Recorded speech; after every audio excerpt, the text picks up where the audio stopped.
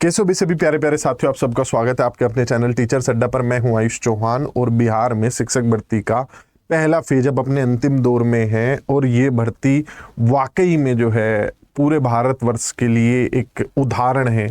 अपनी बहुत सारी कमियों, बहुत सारे कोर्ट केसेस को पीछे छोड़ते हुए बीपीएससी ने मतलब एक दृढ़ निश्चय के साथ भर्ती को दिए गए समय में पूरा कराया और रिजल्ट इतनी तेज तरीके से आज तक मैंने नहीं देखा है किसी भी जगह पे इतनी जल्दी डॉक्यूमेंट वेरिफिकेशन हो रही हो। तो इससे पता चलता है कि अगर विभाग में इच्छा शक्ति हो तो क्या नहीं हो सकता। काश इमेजिन करो उत्तर प्रदेश में भी ऐसा ही हो रहा है। भर्ती निकल रही है और 2 महीने बाद उसका पेपर है, 15 दिन बाद उसका रिजल्ट आ रहा है, फिर डॉक्यूमेंट वेरिफिकेशन हो रही है, 1 महीने बाद लोग नौकरी पर चले गए।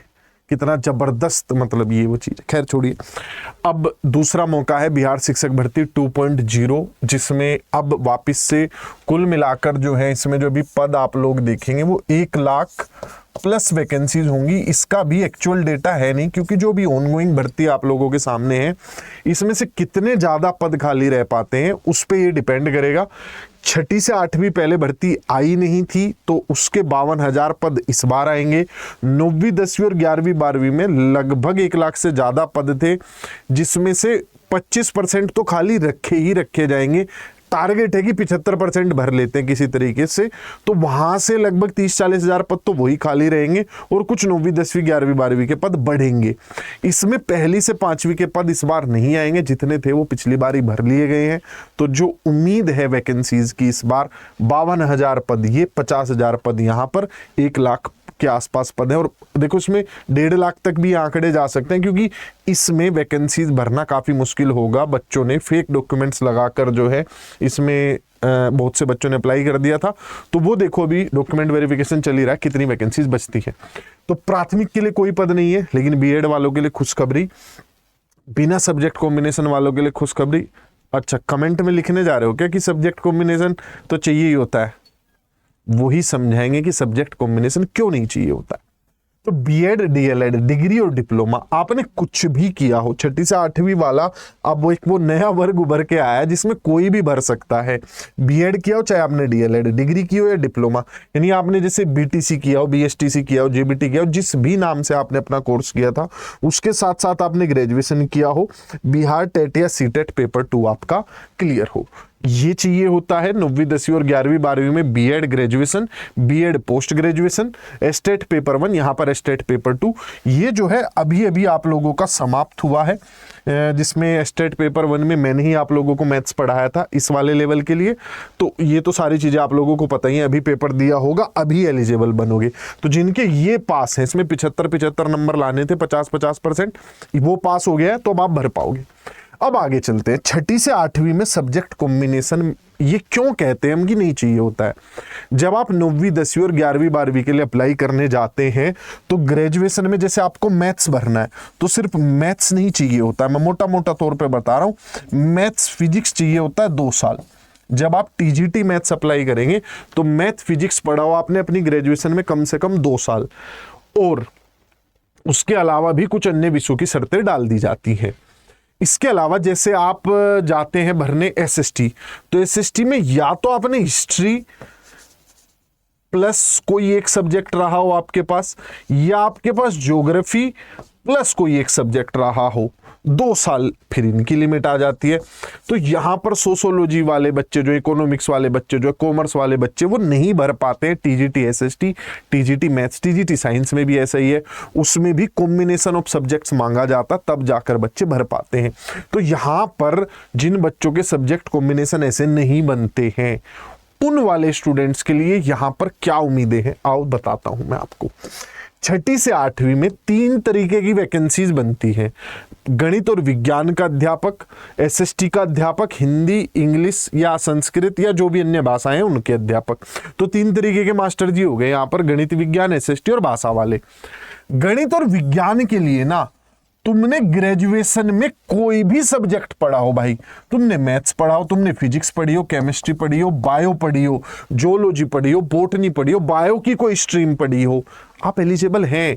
आपने मैथ्स, फिजिक्स, केमिस्ट्री, बायो या कोई इनका अप्लाइड रूप पढ़ा हो, तो एक तरीके से सब बच्चे जिन्होंने ग्रेजुएशन इन सब्जेक्ट्स में किया हुआ है हो गए वैलिड।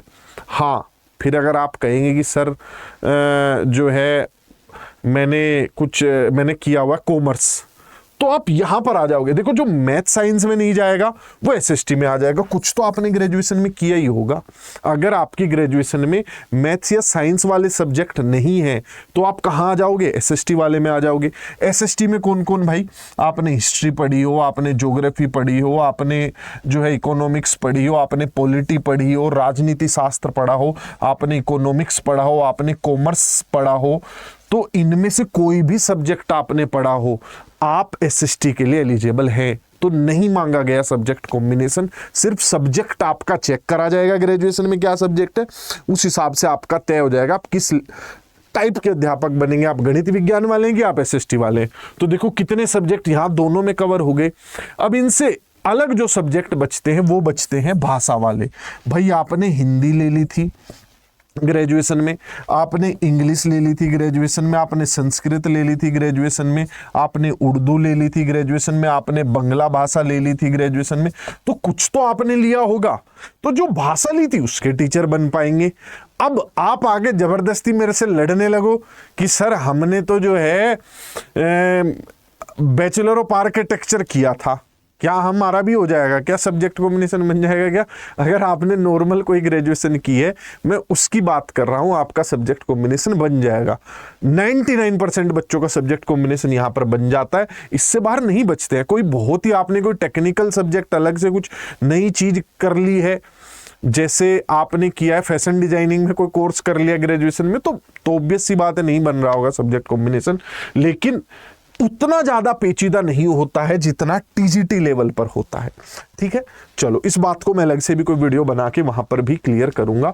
अब आ जाते हैं अगले स्टेप पर। अच्छा, इसमें पूरे भारत के आप कहीं के भी नागरिक को भर सकते हैं। सीटेट पेपर 2 में मिनिमम आपकी कैटेगरी है तो 82 नंबर हो, जनरल है तो 90 नंबर हो, वो वाली बात यहां पर लागू होती है। उम्र, जनरल मेल 27 साल से शुरू होता है, जनरल फीमेल 40 साल से शुरू होता है इसमें। ठीक, ये आपकी अधिकतम आयु होनी चाहिए 37 और 40 आप भर पाएंगे। इसमें फिर एज रिलैक्सेशन होते हैं, फिर वो कैटेगरी वाइज, किसी में 2 साल की छूट है, किसी चीज में 3 साल की छूट है।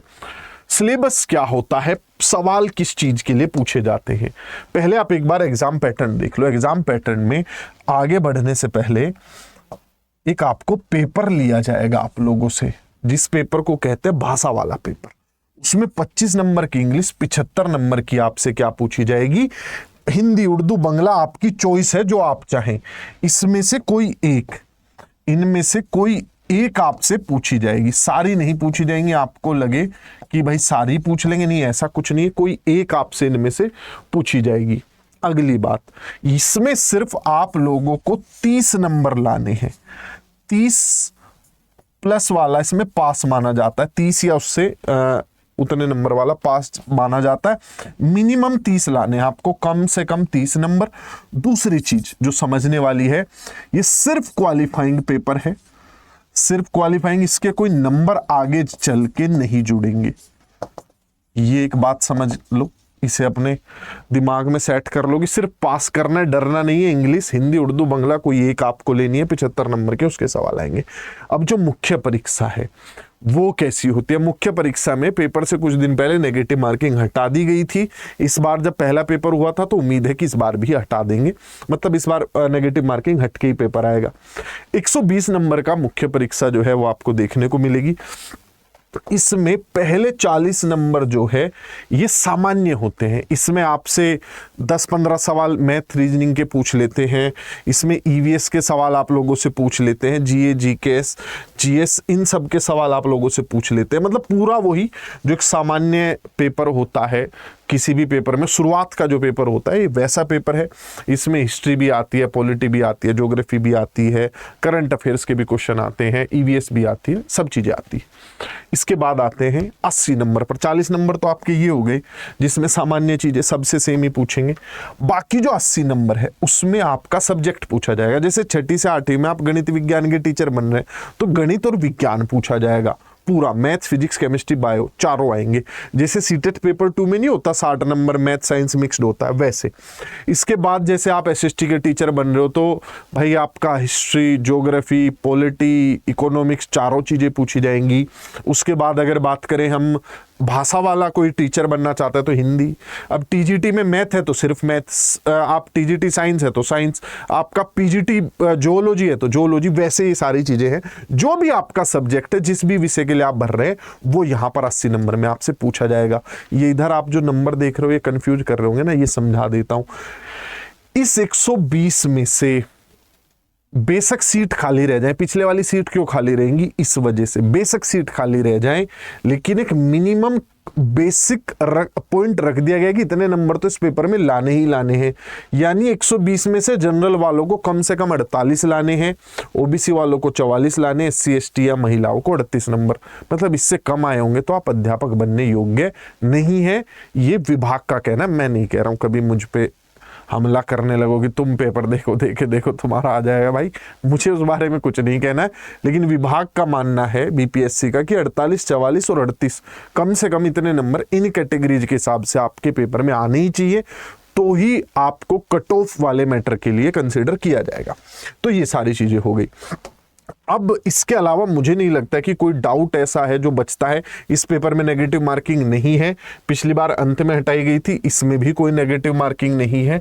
बात कर लेते हैं सिलेबस की, कि सिलेबस क्या आता है। सिलेबस जो है, अभी जो पेपर आप लोगों ने 9वीं 10वीं का जो पेपर हुआ था उसमें एनसीईआरटी एससीईआरटी 10वीं तक पूछी गई है। जैसे मैथ है तो 10वीं तक के उसमें सारे टॉपिक पूछे गए, उसको लेकर एक अलग से मैंने सब्जेक्ट की, अपने सब्जेक्ट गणित की एक अलग वीडियो बना रखी है, बाकी अलग अलग सब्जेक्ट्स की आप देख सकते हैं।